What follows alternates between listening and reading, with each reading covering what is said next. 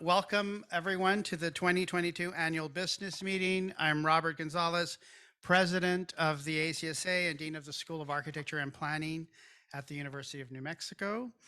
I'm pleased to, yay, go Lobos, Lobos. I'm pleased to bring you another unique format for this business meeting.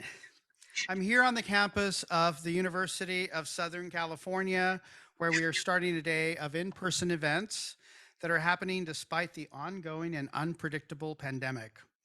So let me first welcome the folks in our audience here at USC and thank them for coming.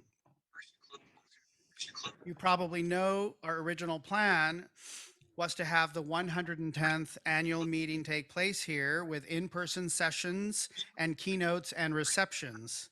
We visited USC back in early December and met with Dean Milton Curry and his team to make plans. We wanted to hold the in-person portion of the conference entirely on campus and not in a hotel like we traditionally have done. The School of Architecture and campus here are beautiful, and we thought we were ready to go. Then Omicron emerged, and by the end of the winter break, we were plunged back into some of the restrictions that we had shed in the fall.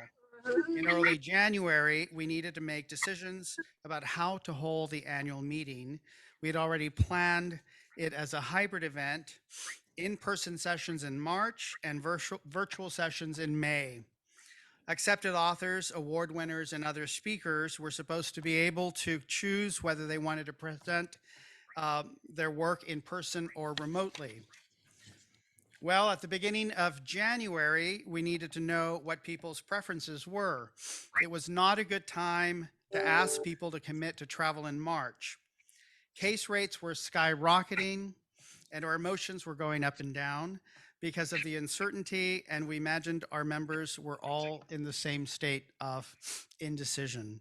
So we made what we thought was the most prudent decision for everyone. We moved the annual meeting sessions to fully virtual format in May, but we didn't want to let go of our commitment to do something in person.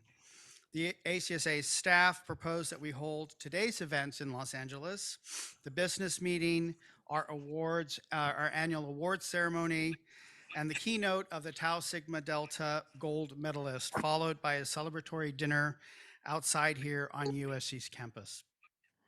We are glad to be here in this room with so many colleagues, and we thank the rest of you for tuning in to the annual business meeting, which I am now happy to call to order.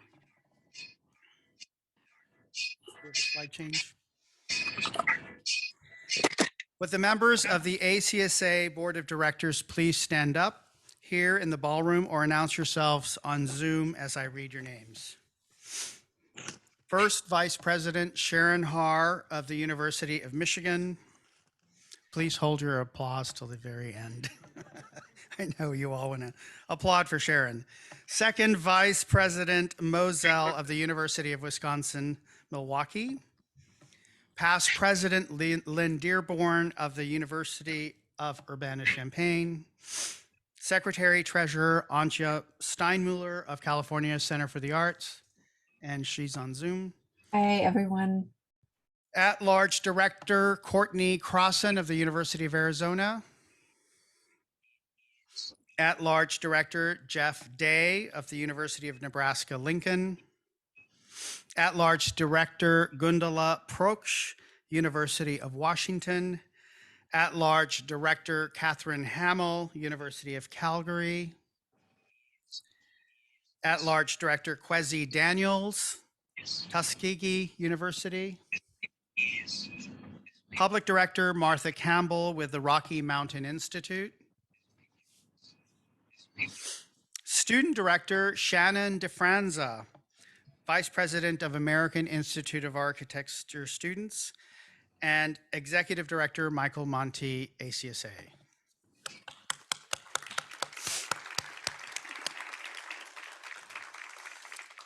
Now, this is the last opportunity for us to publicly thank 4 of our board members whose terms are ending this year. Can we please thank the following people with another round of applause? Shannon DeFranza, Courtney Clausen, Jeff Day, and Lynn Dearborn.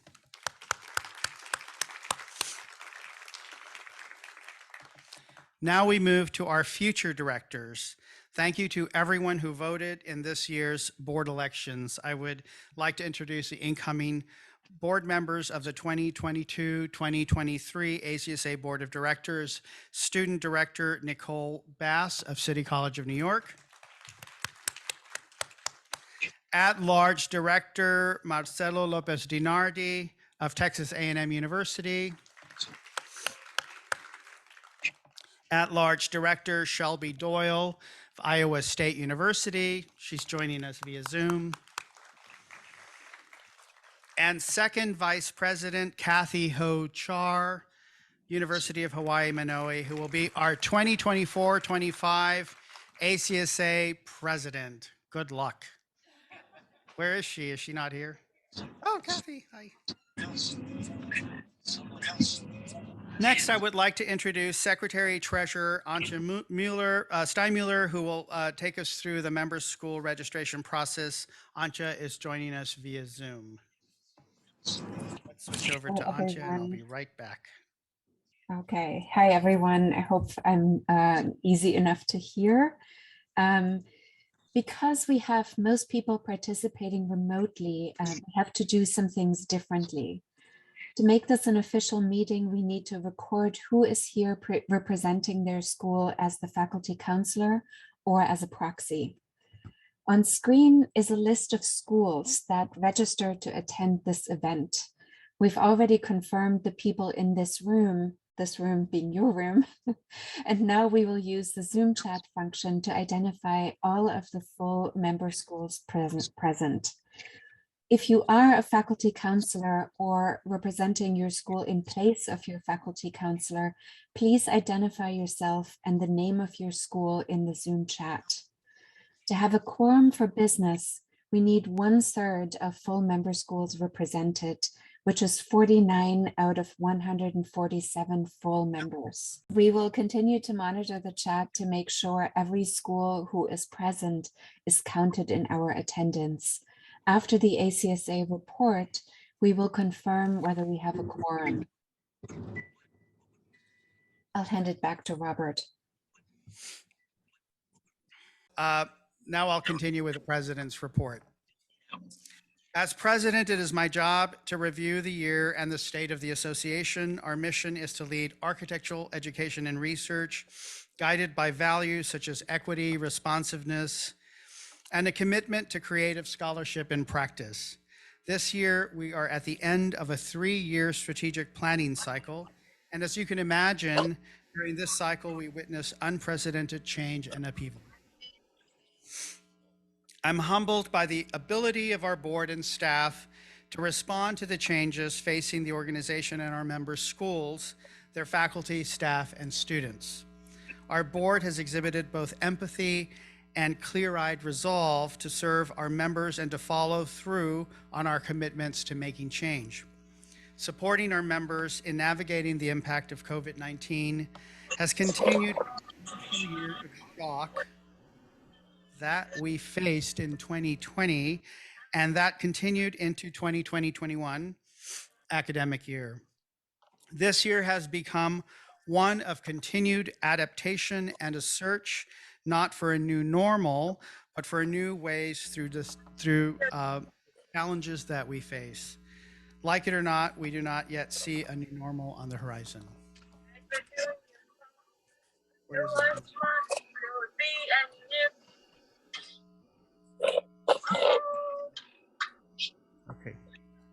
Okay.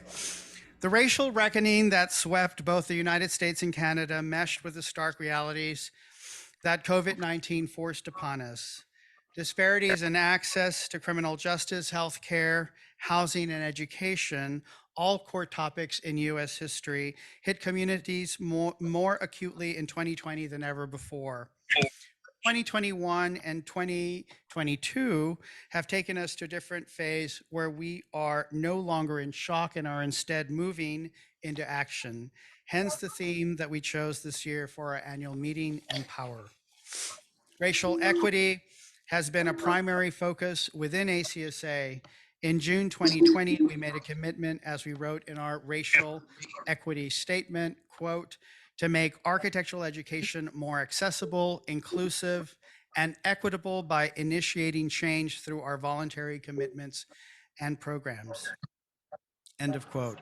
In 2021, we added to that saying we would advocate, quote, for changes in architecture and architectural education to remedy the systemic embrace of historically white and Eurocentric theories, design aesthetics, and processes as a best or only as the best or only basis for our discipline. End of quote.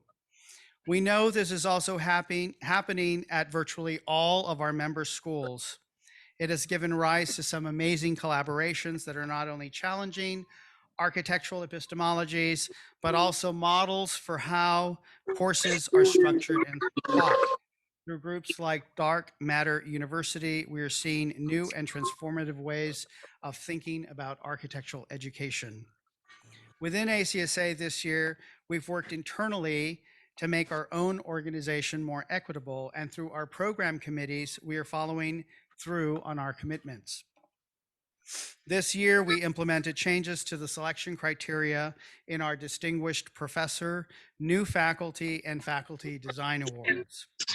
These changes were intended to mitigate implicit bias and to decenter traditional design aesthetics in favor of more transparency in selection criteria, consistency in review, thus expanding opportunity for faculty working across range of contexts.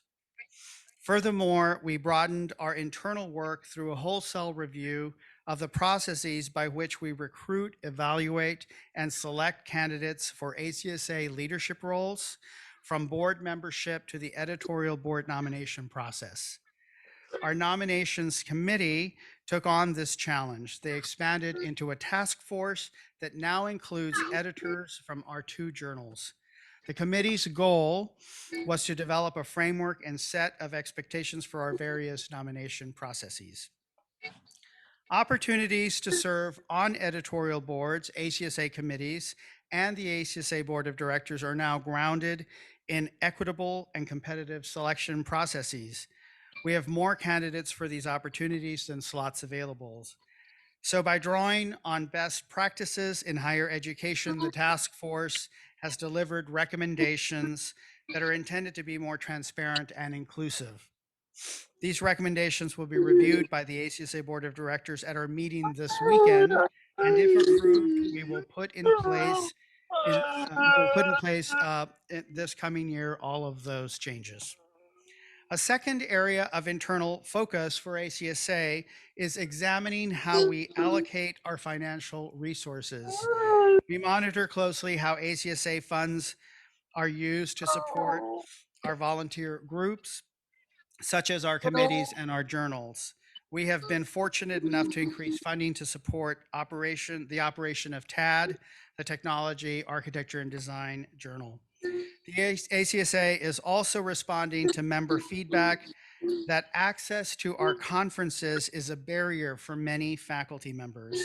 Schools have different level of funding available for travel, and we know that attendance at conferences is essential for faculty members to build support networks and find collaborations and mentors. In November, the ACSA board approved $18,000 of funding for travel grants to faculty for ACSA conferences beginning in 2022-23. We're working in partnership with a College of Distinguished Professors to also establish criteria for accessing these funds. We also learned how much virtual access to conferences and webinars enables broader participation these last years. So we decided to keep our fall conference a fully virtual event. And with access in mind, we decided to make the 110th annual meeting a hybrid in-person and virtual conference. We know that having virtual components to conferences will not simply remedy access issues, so we will be working over the next several months on assessing our conference strategy for the next few years.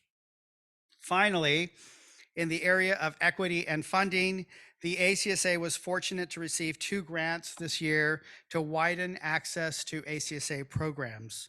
First, in September, we received a $15,000 grant from the Graham Foundation for Advanced Studies in the Fine Arts to create a JAE Fellows Program.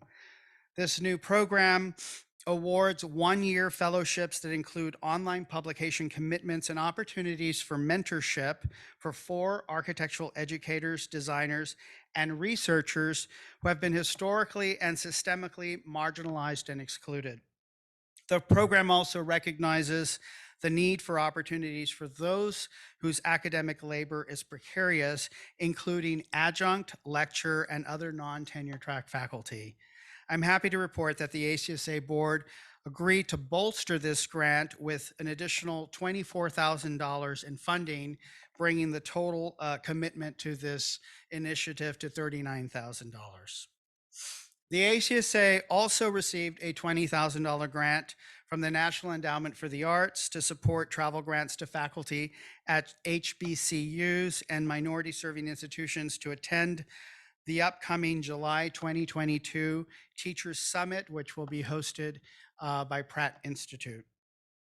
The grant was awarded on the premise that funding for faculty at historically underfunded universities is essential to including voices from universities where decades of limited budget have hindered faculty from disseminating their scholarship and pedagogy at conferences.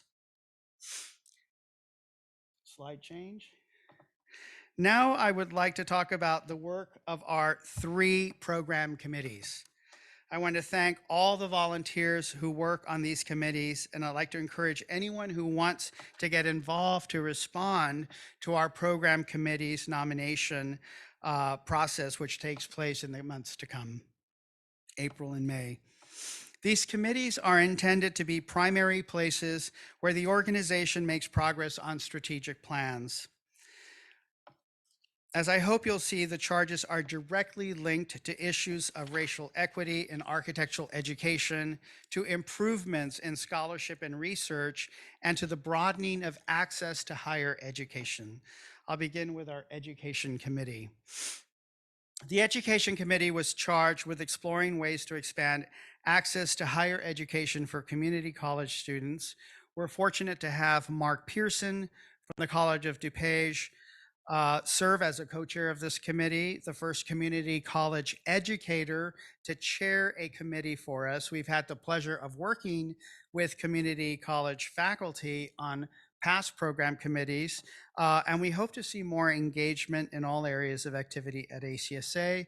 Mark was joined by Andrew Chin from Florida A&M University and other members shown on screen. And Mark and Andrew, if you're here, can you please stand up so we can thank you and applaud you. So this committee held 2 working sessions in the fall to explore how schools are making transfer and articulation possible between community colleges and university programs. They're currently finalizing the results of a survey of ACSA member schools' best practices. The committee is also working on defining language for being a quote unquote transfer friendly school, as well as a position statement on community college transfer. We're grateful to them for all of their work. Next, ACSA's leadership committee was charged with developing opportunities to highlight effective inclusion and equity strategies for leadership and operational changes in architecture programs. Committee Chair Elgin Cleckley of the University of Virginia worked with colleagues on the committee to explore new administrative positions or structures and other school initiatives. They also created a survey of ACSA member schools that is finishing up, and from it, they will create a workshop to be held in May during the annual meeting. And Elgin, if you're here, please stand up so we can thank you. A short review of the job ads on the ACSA website over the winter showed that the range of new faculty and administrative positions are emerging in light of calls for greater equity in schools, and the leadership committee is on the way to giving us some deeper insights on where things are going and what is working. Thank you all for all of your committee work. Finally, ACSA's Research and Scholarship Committee is continuing their charge from last year of assessing scholarly work on spatial equity, specifically the intersections of social equity and justice in the built environment. Our thanks go to Christine Theodoropoulos of Cal Poly San Luis Obispo for continuing to chair this committee. This is her third year in the row to do so. After working last year to review the history of the work within ACSA on the subject, the group is identifying between 20 and 40 model scholarly examples of work for sharing with the ACSA membership. From this selection, they will further identify a smaller list of exemplary work for current and future scholars to emulate. We're sincerely appreciative of the committee's work, and Christine, please stand up so we can thank you.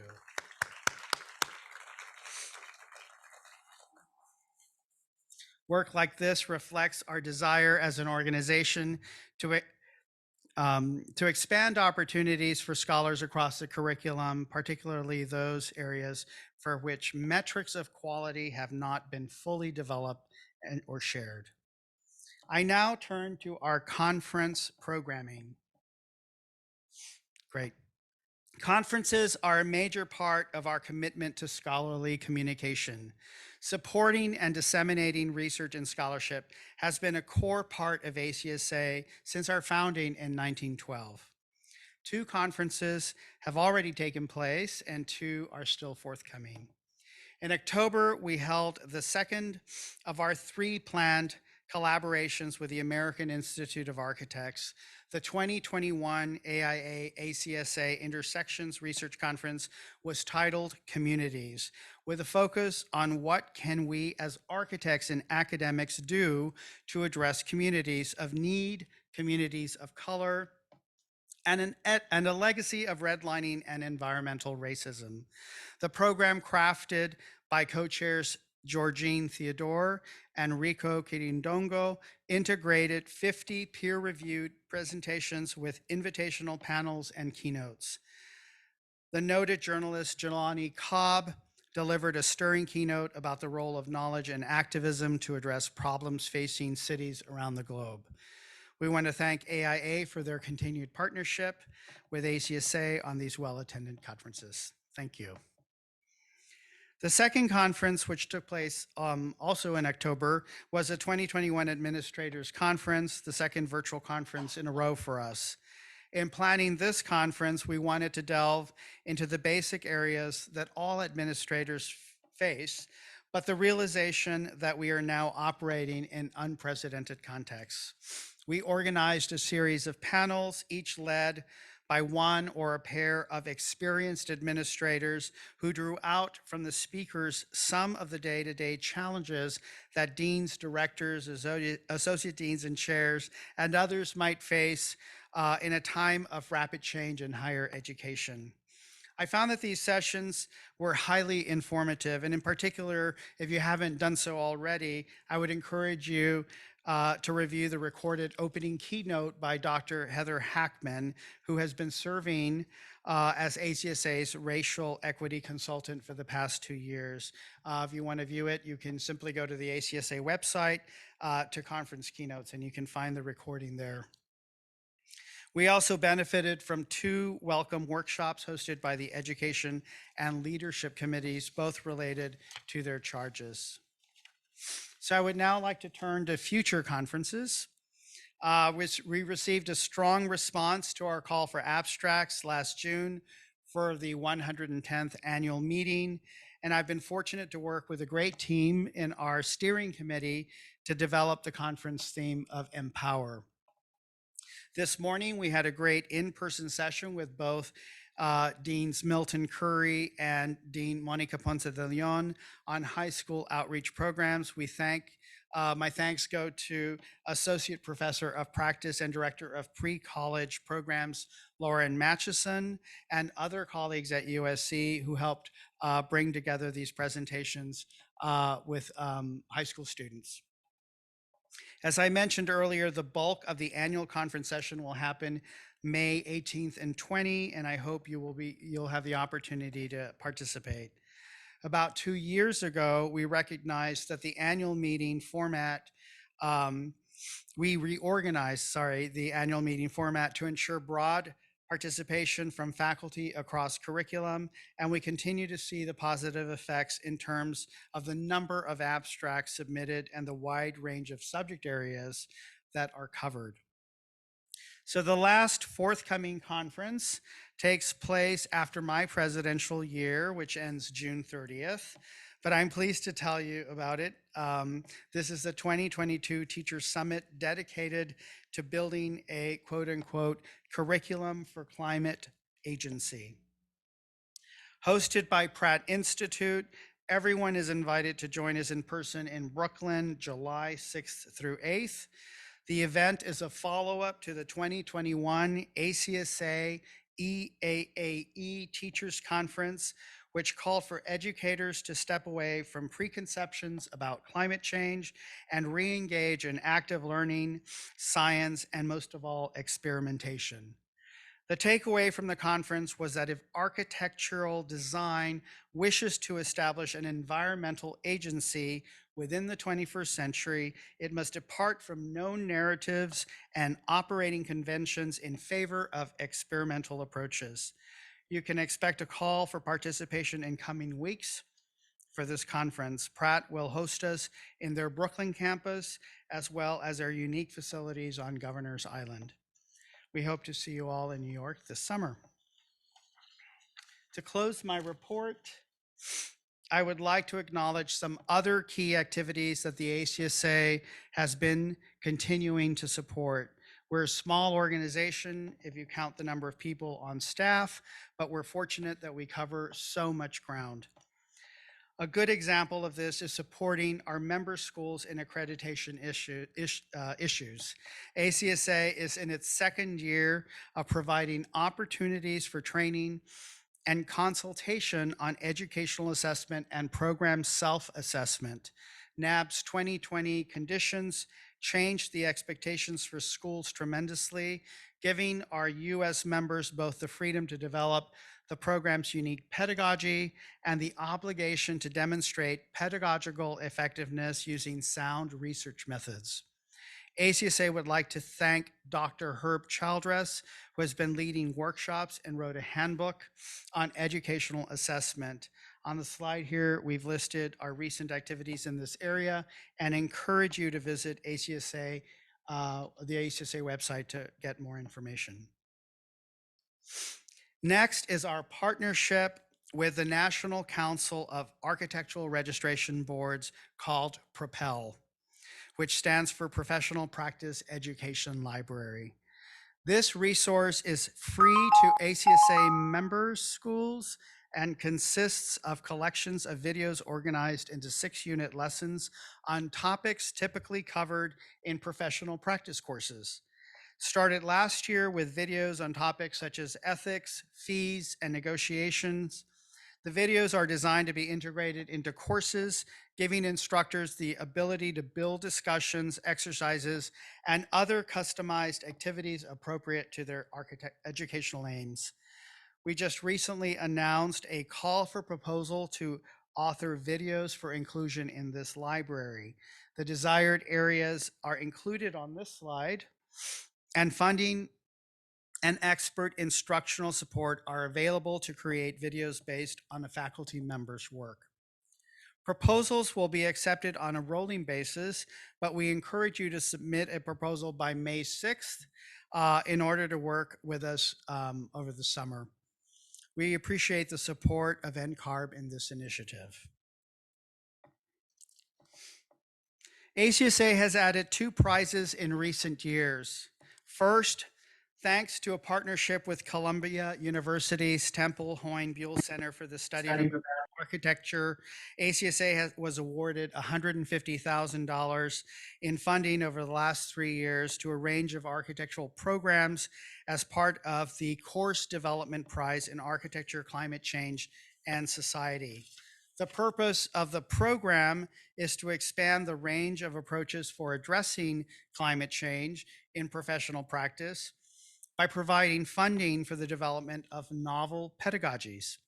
We announced the 2022 winners in January, which are now shown on screen. In the future, we look forward to developing a cohort of faculty developing innovative pedagogies to address climate change. This year, we also added the Timber Prize in partnership with the Softwood Lumber Board. Like the Course Development Prize, the Timber Prize awards $50,000 to schools with innovative courses and curricula that create a stimulating and evidence-based environment for learning about timber. Finally, I probably don't need to remind you that each year, ACSA offers student design competitions that both reward students' outstanding work and recognize faculty that support their development. The American Institute of Steel Construction has been a sponsor of the steel competition for more than 20 years. We're sincerely grateful for their continued support of architectural education and are thankful for the continued engagement of faculty on this annual competition. We also wish to recognize the AIA Committee on the Environment for creating the student edition of their renowned COAT Top 10. Each year, hundreds of students register for this competition and expand their understanding of what architects can do to address climate change. This year, we are also fortunate to have another iteration of the Softwood Lumber Board's timber competition, which works in partnership with the Kendata Building for Innovative Sustainable Design at the Georgia Institute of Technology. Our fourth competition, held in partnership with Habitat for Humanity and the National Ready Mixed Concrete Association, challenges students to design affordable multi-unit housing in one of 7 North American regions. We're grateful for our sponsor support and for the hard work of our ACSA project team, Eric Wayne Ellis and Edwin Hernandez, for their support of our sponsored programs. I would now like to introduce Sharon Haar, professor of at Taubman College of University of Michigan and ACSA's president-elect, to talk about next year. Thank you. Hey everyone, good to see at least some of you in person and to hug and say hi and eat some meals together, and look forward to seeing others of you in person again soon. As president-elect, it's my role, among other things, to chair the ACSA's planning committee. ACSA's work is guided by a strategic plan. The last iteration spanned the years from 2019 to 2022, and we're finishing it out over the next few months. This year, the ACSA's board charged the planning committee with updating the strategic plan for another 3-year cycle. The board discussed progress under the existing strategic plan and determined that the updating should be a revision rather than an entire rewrite. We did a number of things to process this out. Among them, we held a member survey in October 2021. Thank you for those of you who participated in that, with a particular focus on faculty counselors. We reported the results of the survey in a November 2021 town hall and held breakout session discussions to explore the results. And following further conversations at the fall Board of Directors meeting, our 10-person planning committee began to revise the strategic plan and to share these conversations with our finance committee to ensure that our budget practices support our strategic initiatives. Among other revisions, the proposed plan expands the ACSA's commitment to equity and commits to work on climate action. Strategic components of the new plan will incorporate ways in which the ACSA and its membership have reorganized and learned in response to the pandemic. And I think you've already heard about some of these changes in the president's report.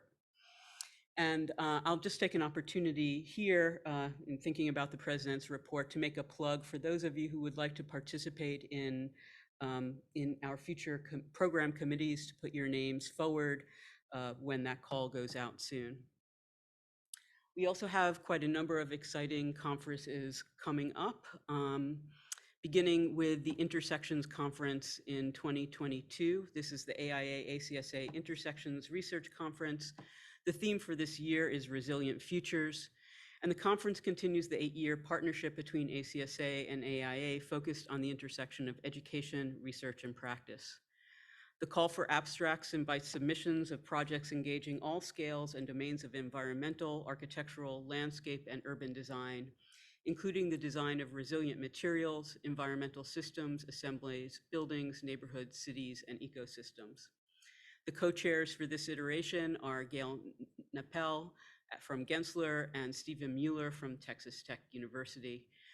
The abstract deadline is coming up in April 27, 2022. If you don't submit yourself, please encourage your colleagues to do so. And the conference dates are October 6th to 7th. And again, this conference will continue to be online. The 2022 ACSA Administrators Conference theme will be Pathways. The conference will feature sessions developing the theme along 2 axes: pathways into architectural education for students and pathways into academia for faculty. The dates for this conference are November 3rd through 5th, 2022, and it will take place in Boston, Massachusetts. And then finally, the 111th annual meeting, which will take place in 2023, specifically March 30th through April 1st. We'll have the theme In Commons. The abstracts for papers and projects are welcome in any of our 10 tracks, and proposals for thematic panel sessions, workshops, and other conference events are also welcome.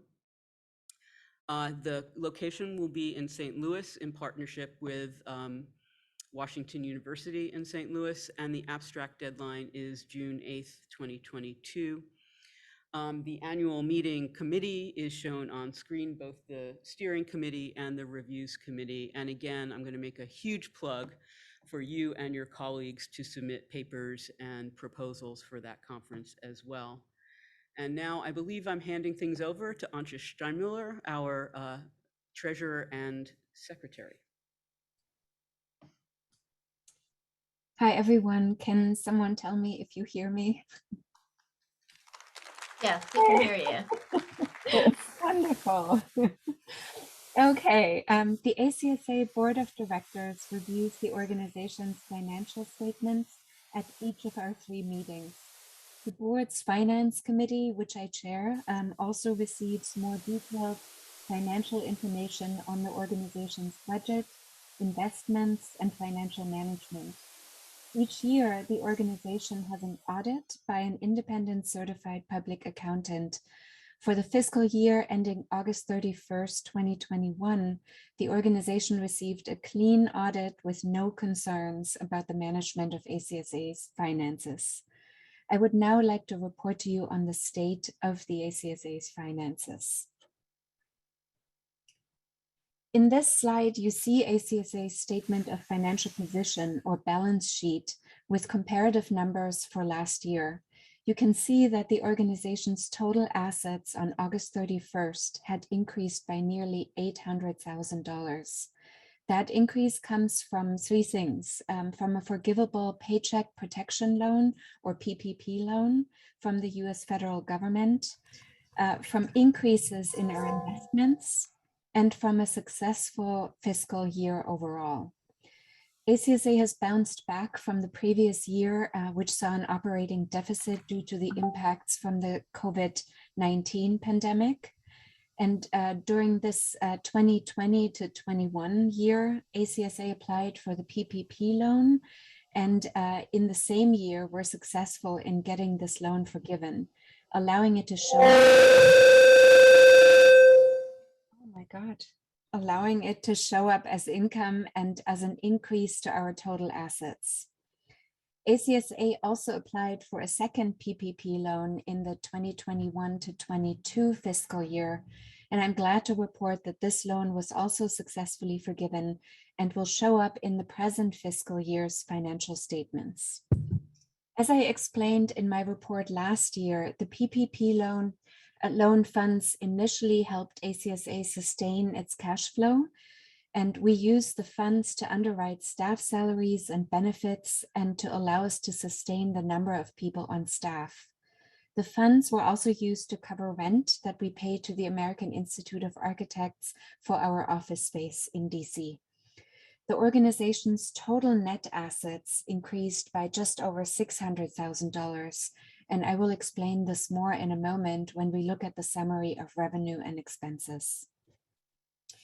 Now we turn to the fiscal year 20 to 21 summary of revenue and expenses. The organization showed a total net surplus for the year of $600,195.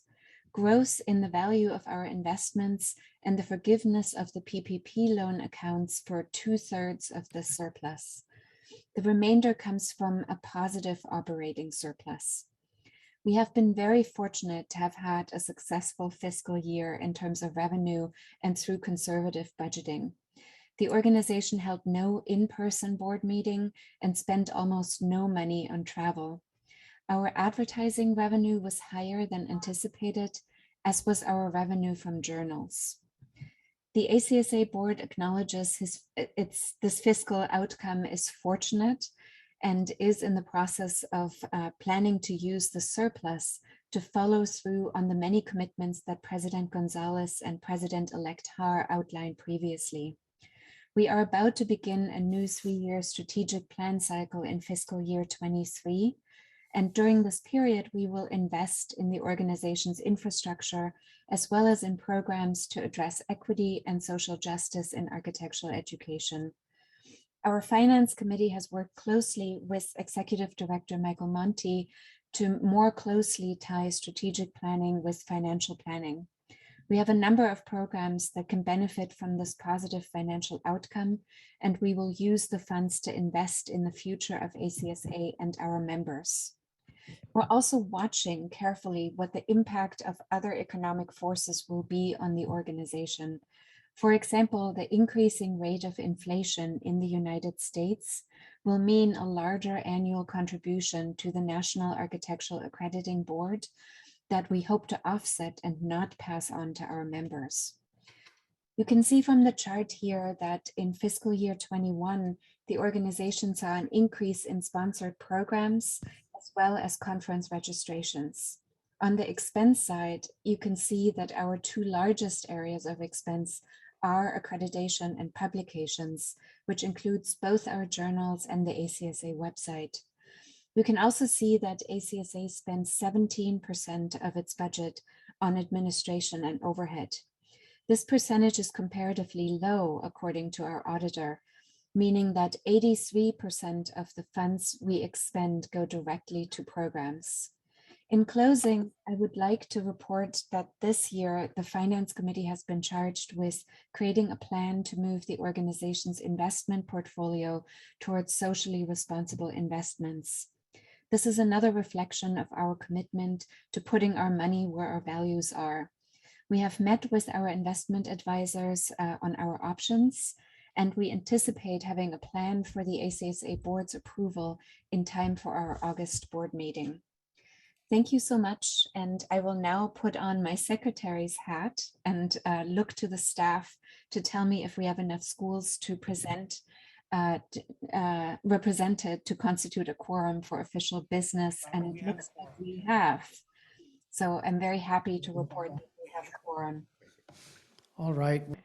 We're going to go ahead and move now to 3 items of other business, beginning with a data report from Kendall Nicholson and brief messages from our 2 journals. I'd now like to introduce Dr. Kendall Nicholson, ACSA's Director of Research and Information.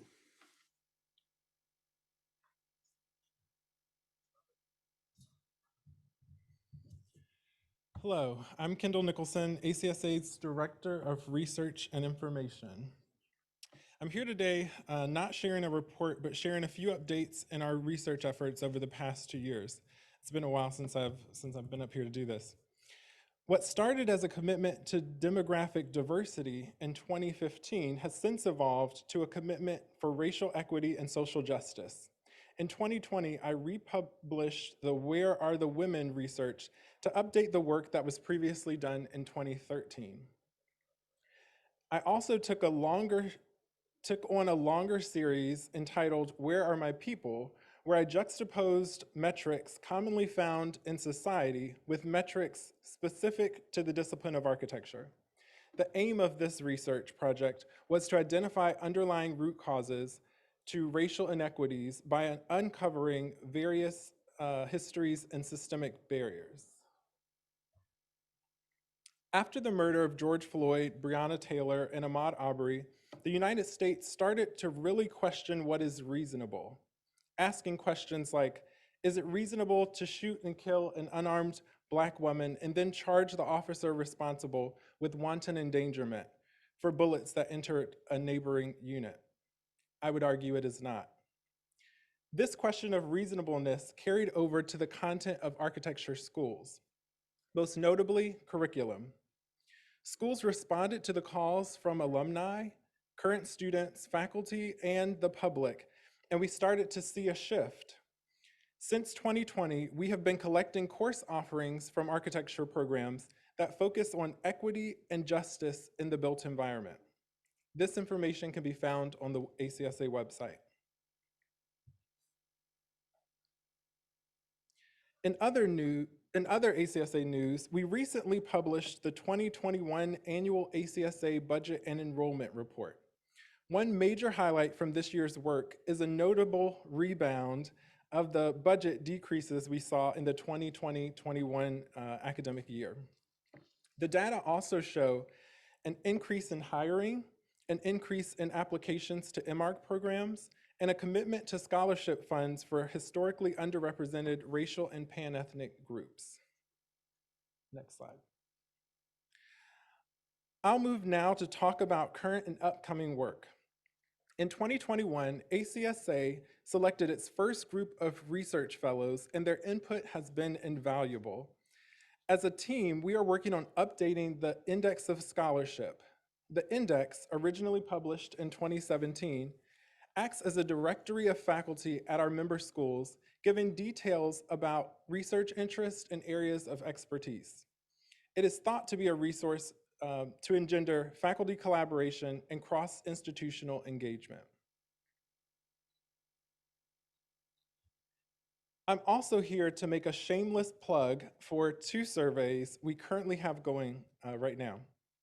Both surveys are the work of the ACSA program committees, which Robert previously shared, and we need your help to get to 100 responses for each, at least 100. The first is a survey about expanding access to architecture by way of community college transfer. And the second is a survey to gather current progress in the area of EDI administration. The primary contact at each institution should have received an email asking for it to be sent to whoever handles community college transfer and whoever handles diversity and equity initiatives for their school. Lastly, I want to make everyone aware of the 2022 Architecture Degree Clarification Project. ACSA has been working behind the scenes on a project to better understand the value of an architecture degree. From associates to PhD, architecture students have a wide array of proficiencies around what they know and what they are able to do. We are trying to unpack the difference between the B-Arch and the M-Arch, or the pre-professional Bachelor of Science and the Bachelor of Architecture. Our hope is that this research gives clarity to prospective students and helps us differentiate the B-Arch and M-Arch graduates to the profession. Thank you so much for your time. And with that, I believe I'm passing it to Dr. Elise Newman, Executive Editor for the Technology, Architecture, and Design Journal, who is presenting virtually. First of all, I'd like to thank all of the ACSA board and Robert and Mike for all of the work that they've helped support this year with TAD. And I'd also like to thank our the staff at ACSA, including Carol and Danielle and Eric everyone who has really helped make the journal possible this year. We rely on you quite a bit as we move forward. I wanted to reiterate that our TAD mission basically is to support, scholarship and research in technology, architecture, and design, basically in the built environment. And then I wanted to really let people know who we are, how we're doing, and then just where we're going. So who we are is here. There are currently 14 members of the board. Those 14 members end up actually managing, in terms of our editorial content, quite a bit altogether. So we take on a number of roles. One of them is issue editor, which I've marked here with IE. We also take on the AE role, and then finally the EE role, which is the executive editor role.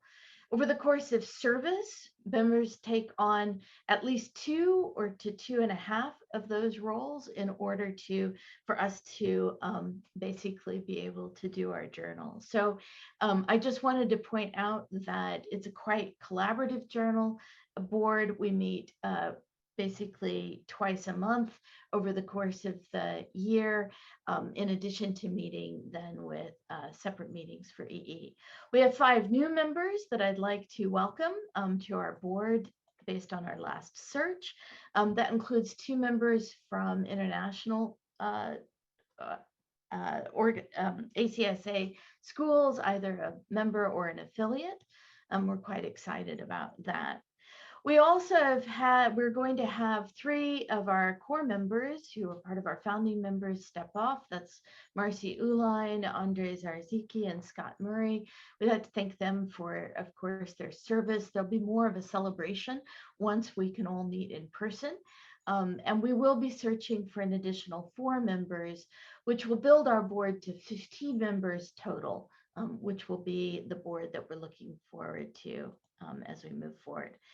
Our activities this year included basically the addition of we've upgraded our website over the last 2 years. It's now fully functioning and includes quite a bit of information. I please encourage all of you to take a look when you get a chance, if you have not already. Workshops, promotion, we're actually developing more of our social media presence. We continue to do outreach through email, conferences, and of course, one-on-one. Our core mission, however, is publication. So as our call for papers and the kinds of things that we're doing to advance basically research and scholarship in our discipline. I hope you saw our most recent call for papers. This will be issue 13, which is Tectonics, so volume 7, issue 1. Give you an idea of the kind of impact that we're having. Citation analysis is really an important part of every journal's score, if you will, in the public realm. We started 2019 with 0.5. This is with Cite Score. So this is a Scopus, basically, a measurement that's used to understand how many citations versus how many documents you're actually publishing. We are at now 0.8. We believe that we're going to be at 1.0. Cite Score Tracker, which is projecting the results from 2021, puts us at 1. That's great. The higher that score goes, it means that the articles that are being published by faculty and professionals in the journal is having a higher and higher impact publicly. You can also see the submission trends by year. And over on the side, you can see that we're actually in the first quartile or quartile 1 for arts and humanities in terms of our publication rates. So that's actually quite an accomplishment, we think, in the last 5 years. So that's Cite Score 1. Our downloads are up to 39,000 in 2021. That's a pretty significant upload. COVID really did impact this, we think, because there were quite a number of downloads during a time period when there was open access to many of the articles. We're going to try and increase the number of articles that are open access in the future. Our acceptance rate is 7%. Median days to acceptance is 87. These are all measures that we keep track of with our publisher, Taylor and Francis. We're now databased, included in EBSCO EI Compendix. This is an engineering database, which we're quite proud to be part of, ProQuest, CNKI, OCLC, a number of web-based databases across, in fact, the world. So we're quite excited about that. The impact of the journal has increased in terms of the altmetric analysis. So you can see here a series of pieces of information that downloads by country, certainly quite high in the United States, but not that we don't have a presence across the world. Again, we'd like to increase that moving forward. The really interesting thing here is we have a number of articles, basically a distinct count of documents that's increasing. And I'll talk about that just quickly in just a second in terms of our peer review. Our altmetric analysis, this is actually the way that those articles are being shared through the web, so online, downloaded, or cited. We are working quite diligently to continue to improve those. All right. Basically, our core mission moving forward includes, of course, the mission that we have in our masthead, which we will always support. But as we're considering how we're going to think about the future, we definitely want to continue to engage, develop, and promote. Basically, engaging faculty and professionals in our discipline. And that means increasing our social presence based on media presence, and then making articles more and more accessible. We want to develop authors and develop our audience, our readers, basically. Both we think are critical to the mission of the journal. In that way, we're also trying to understand how to increase their presence in the journal. So we have seen our peer review articles increase as we have moved forward. We're looking at how to do that even more. And that means shifting some components of the journal, reducing some others, but really increasing the number of peer review articles. We've seen that number, by the way, of submissions go up quite a bit. 2021 was really surprising. It was in the close to 171 submissions that were made to the journal. That's quite high, considering we were publishing on average 10 to 11 per volume. So that was quite good. We also want to promote. We want to promote research and scholarship, and we want to promote that in terms of equity and access as well. We had many long discussions this year regarding how that equity and access are to be understood in the context of research and scholarship. One of the things that we're doing to underscore this is we'll now have a solicited article per issue that we reach out to an author to ask to address one of these issues that we've identified that impacts both the researchers who are doing the work and the context in which they're working or the communities that they're working with. This is a fairly broad issue in research publication, and one that we are very interested in moving forward as we move forward. So thank you. Engage, develop, and promote are our core issues as we move into the future with the TAD 2.0. Thanks so much. Thank you for having me here to represent the Journal of Architectural Education. I want to thank Mike Monty and everybody at ACSA for organizing this, and all of you on the board for having me today. And as Elise said, I'd like to echo the thanks for everybody in the ACSA office. Carol Mannix, our managing editor, Amanda, who just stepped away from the ACSA to do a fellowship at Fulbright in India, Danielle Dent, Eric Ellis, everybody who's made it possible for the journal to exist. So as you know, the JA just celebrated its 75th anniversary. In my hands is Health. I have 2 copies at the table. Issue 76-1, which was theme edited by Sarah Stevens and Joy Knobloch. The issue serves as a turning point in the journal. It was conceived in March 2020 at the start of the pandemic, and it's just in print now, 2 years later, in a world completely changed by our losses and by our heightened awareness of social injustice. I began my term as executive editor in July 2021 after a year of overlap with colleague and friend Mark J. Nevu. And during this year, the editorial board has been collectively reckoning with how the journal can be more than a repository for knowledge, asking how it can be a platform for peer review research and discourse, for more diverse forms of research and knowledge, how it can be made accessible to wider audiences, and how our organizational processes can be more transparent. So working toward journalist platform, next slide please, has informed the way that we frame issues. This weekend we're at work on 76.2 Pedagogies for Broken World, led by editors Anna Miljacki, Igor Marjanovic, and Jay Cephas. And following this issue, 77.1, we'll take on the long-standing question of reparations, theme edited by V. Mitch McEwen, Cruz Garcia, and Natalie Frankowski. Next slide, please.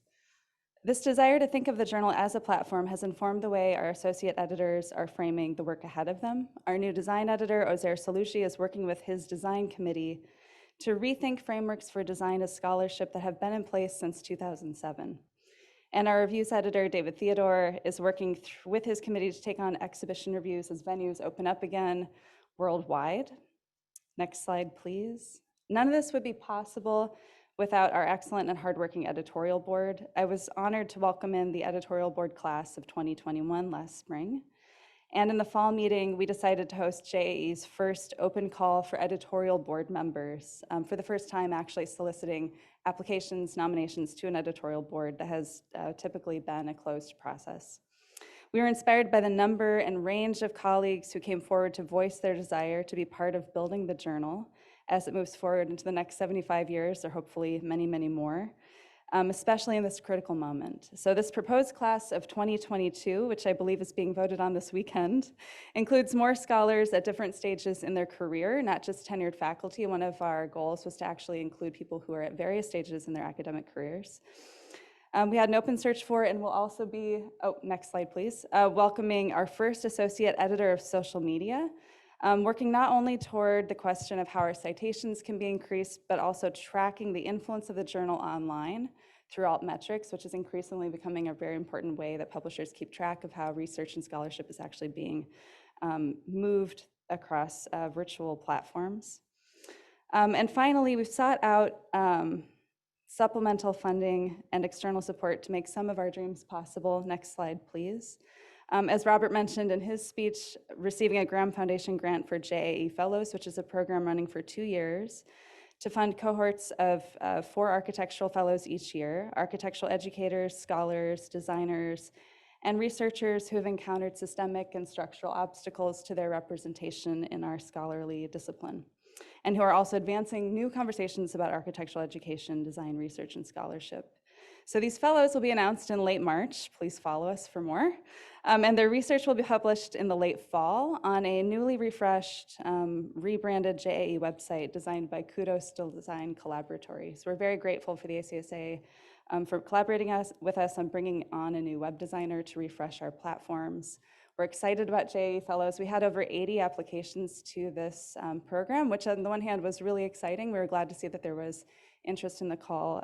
We are sorry that we only have 4 opportunities to fund 4 projects. So that's exciting, but of course we always wish we could do a lot more. So I'd like to thank you sincerely for the support. ACSA has done so much to make all of this work possible, and much more work in the future possible. Thank you.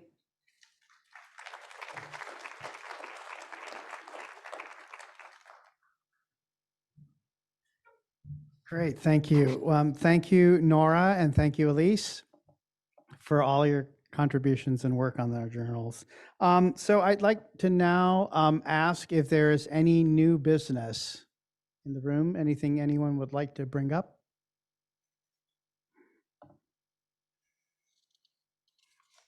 And Danielle is here to let us know if there's anything via Zoom.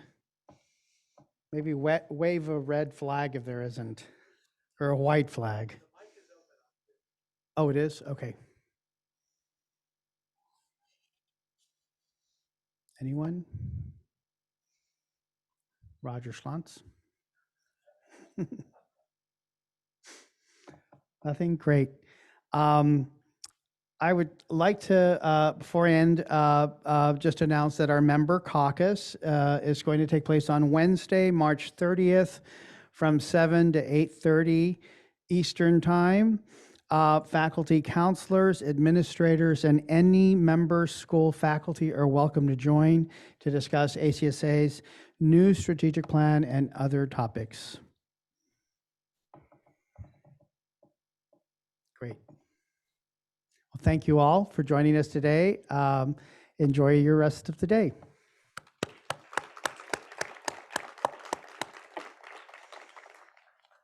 This meeting is adjourned.